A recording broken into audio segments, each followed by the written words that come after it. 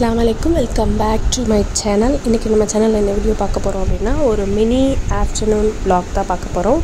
சாப்பாடு உள்ள வச்சுட்டேன். அடுத்தது பார்த்திங்கன்னா நம்ம வந்துட்டு குழம்பு செய்கிறதுக்கு ரெடி பண்ணிகிட்ருக்கேன். இப்போ பார்த்திங்கன்னா அதுக்கு சைடில் வந்துட்டு எறா ஃப்ரீசரில் வச்சுருந்தேன். அது வந்துட்டு ஐஸ் விடுறதுக்காக கொஞ்சம் தண்ணியில் போட்டு வச்சுருக்கேன். இப்போ நம்ம வந்துட்டு குழம்புக்கு ரெடி பண்ணலாம். இப்போ பார்த்திங்கன்னா நான் குழம்புக்கு என்ன வைக்க போகிறேன்னா, கொஞ்சம் கீரை இருந்துச்சு. ஸோ அதை போட்டு பருப்பு கீரை மாதிரி வைக்கலாம் அப்படிங்கிறதுக்காக ரெடி பண்ணிகிட்ருக்கேன். பருப்பு கொஞ்சம் ஊற வச்சுக்கோங்க. நான் இன்றைக்கி லேட்டாக இருந்துட்டேன். ஸோ அதனால் என்னால் ஊற வைக்கிறதுக்கு டைம் இல்லை. அதனால் அப்படியே தான் நான் வந்துட்டு வாஷ் பண்ணிவிட்டு யூஸ் பண்ணுறேன். பார்த்திங்கன்னா ஒரு பெரிய சைஸ் வெங்காயம், மீடியம் சைஸ் தக்காளியாக 2 தக்காளி எடுத்துக்கோங்க. நல்லா அதை சாப் பண்ணி அதில் போட்டுக்கோங்க. அதுக்கப்புறமேட்டு ஒரு 3-4 பல் வந்துட்டு பூண்டு ஆட் பண்ணிக்கோங்க.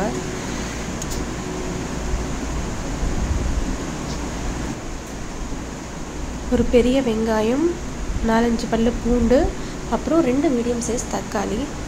நீங்கள் செய்கிற அளவுக்கேற்ப அது வந்துட்டு வேரி ஆகும். ஸோ அதை பார்த்துக்கோங்க.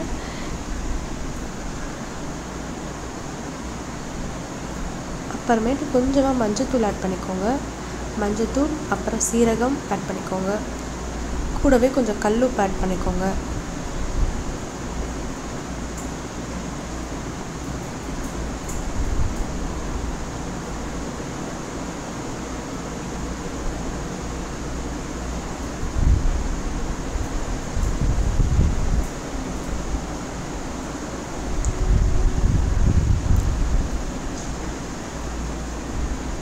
கல்லுப்பு ஆட் பண்ணிவிட்டு நீங்கள் வந்துட்டு வேணும்னா நீங்கள் வந்துட்டு இதிலே கூட வந்துட்டு பெருங்காயத்தூள் ஆட் பண்ணிக்கலாம் லைட்டாக.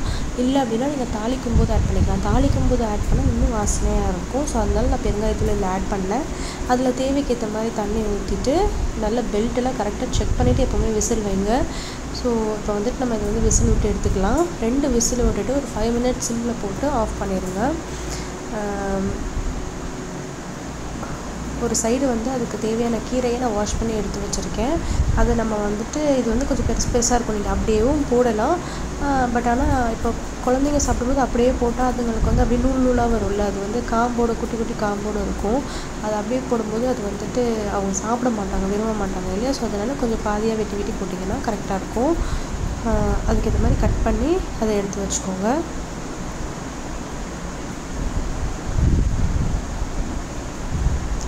இன்னொரு சைடு பார்த்திங்கன்னா எறா நல்லா ரெடி ஆகிடுச்சு. நம்ம இப்போ அதில் மேரினேட் பண்ணிக்கலாம். ஃபஸ்ட்டு பார்த்திங்கன்னா நான் சிக்கன் பவுடர் ஆட் பண்ணிக்கிறேன். நீங்கள் எவ்வளோ காரம் சாப்பிடுவீங்க, எப்படி சாப்பிடுவீங்கன்னு பார்த்து அதுக்கேற்ற மாதிரி ஆட் பண்ணிக்கோங்க. நான் 2 டீஸ்பூனுக்கு சிக்கன் பவுடர் ஆட் பண்ணியிருக்கேன். அப்புறம் காஷ்மீரி சில்லி ஆட் பண்ணியிருக்கேன்.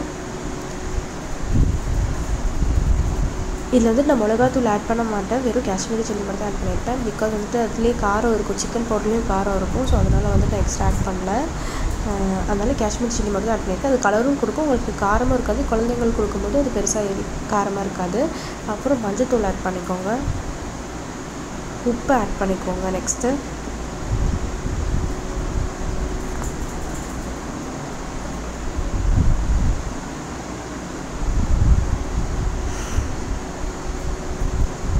பெப்பர் தூள், சீரகத்தூள் ஆட் பண்ணிக்கோங்க. நான் எல்லாம் ஃப்ரை பண்ணுறதுலேயுமே ஈவன் மீன், ஃபிஷ் ஃப்ரை பண்ணுறதா இருந்தாலும் சரி, இல்லை சிக்கன் பண்ணுறதா இருந்தாலும் சரி, எது ஃப்ரை பண்ணாலுமே அதில் லைட்டாக பெப்பர் தூளும் சீரகத்தூளும் ஆட் பண்ணிக்கோங்க கண்டிப்பாக. சீரகத்தூள் அப்படிங்கிறது நம்மளுக்கு செரிமானத்துக்கு நல்லது, எல்லாருக்குமே தெரியும். பெப்பருமே ஆட் பண்ணிக்கோங்க. அது ஒரு டிஃப்ரெண்ட் டேஸ்ட் இருக்கும், நல்லாயிருக்கும். கண்டிப்பாக ட்ரை பண்ணி பாருங்கள். அப்புறம் தேவையான அளவுக்கு இஞ்சி பூண்டு பேஸ்ட் ஆட் பண்ணிட்டு நல்லா மேரினேட் பண்ணிடுங்க. நீங்கள் மேரினேட் பண்ணி உடனே பொரிக்கிறதா இருந்துச்சு அப்படின்னா நீங்கள் ஒரு 5 to 10 மினிட்ஸ் ஃப்ரிட்ஜில் வச்சுட்டு அதுக்கப்புறம் பொரிச்சிங்கன்னா மசாலா கலராது. இல்லை நீங்கள் கொஞ்சம் நேரம் கழிச்சு தான் பொரிக்க போகிறீங்க அப்படின்னா நீங்கள் வெளியவே வச்சு கூட கொஞ்சம் கழித்து பொரிக்கலாம். பட் ஆனால் அதுக்கு கொஞ்சம் டைம் வேணும் அந்த மசாலா ஒட்டுறதுக்கு. நல்லா மேரினேட் பண்ணிக்கோங்க.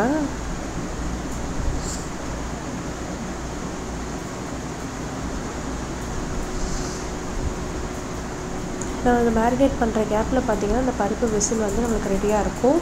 நம்ம நெக்ஸ்ட்டு அதை பண்ணுறதுக்கு நம்மளுக்கு டைம் கரெக்டாக இருக்கும். உங்களுக்கு ரொம்பவே சிம்பிளான ரெசிபி. டக்குன்னு டைம் இல்லை, ஆனால் கீரை இருக்குது வீட்டில் அப்படின்னா நம்ம டக்குன்னு இதை பண்ணிடலாம். ரொம்பவே டைம் கம்மியாக தான் எடுக்கும். அதாவது இந்த பருப்பு கீரைக்கு எப்போவுமே பார்த்திங்கன்னா ஏதாவது நல்ல காரசாரமாக ஸ்பைஸியாக தொட்டுக்க இருந்தால் தான் நல்லாயிருக்கும். ஏதோ ஃப்ரை மாதிரி உருளைக்கிழங்கு ஃப்ரை இல்லை கருவாடு இல்லை ஃபிஷ் ஃப்ரை சிக்கன் ஃப்ரை அந்த மாதிரி ஏதாவது இருந்தால் தான் அது வந்துட்டு நல்லாயிருக்கும். ஏன்னா வந்து பருப்புக்கீரை அப்படிங்கிறது நம்மளுக்கு ஸ்பைசினஸ் இல்லாமல் கொஞ்சம் இருக்கும். ஸோ அதனால் இது மாதிரி எடுத்துக்கும் போது கரெக்டாக இருக்கும் நமக்கு. நம்ம என்ன பண்ணிட்டோம் பார்த்திங்கன்னா, இப்போ அதை விசில் எல்லாம் எடுத்து விட்டுட்டு ஓப்பன் பண்ணுங்கள். ஓப்பன் பண்ணிவிட்டு கீரையை அடுப்பை பற்றி சிம்மில் போடுங்க. லோ ஃப்ளேமில் வச்சுட்டு இருக்கிற கீரையை அதில் ஆட் பண்ணி நல்லா கிண்டுங்க, கலரி விடுங்க. அது வந்துட்டு அந்த கீரையோட கலர் வந்துட்டு நம்மளுக்கு மாறணும். ஸோ இப்போ அடுத்தது பார்த்திங்கன்னா, இப்போ நல்லா கலர் மாறிடுச்சு அந்த கீரையோட கலர். நெக்ஸ்ட் இப்போ நம்ம தாளிப்பு ரெடி பண்ணிடலாம். எண்ணெய் ஊற்றி கடுகு, உளுத்தம் பருப்பு, காஞ்ச மிளகாய், கருவேப்பிலை ஆட் பண்ணிக்கோங்க. அதில் பெருங்காயத்தில் ஆட் பண்ணிக்கோங்க. ஏன்னா பெருங்காயத்தில் நம்ம அதில் ஆட் பண்ணல, அதனால் இதில் ஆட் பண்ணிக்கிறோம்.